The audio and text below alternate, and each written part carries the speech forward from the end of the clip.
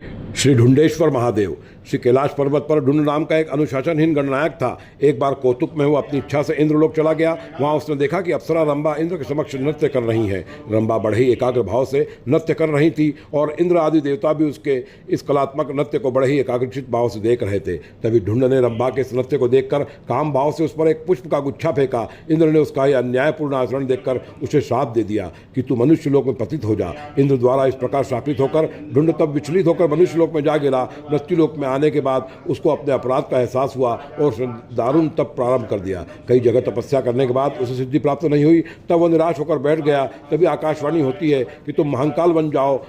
वहाँ पिशाचेश्वर के पास एक महापुण्यमय लिंग है, तुम शीघ्र वहाँ जाकर साधना प्रारंभ करो।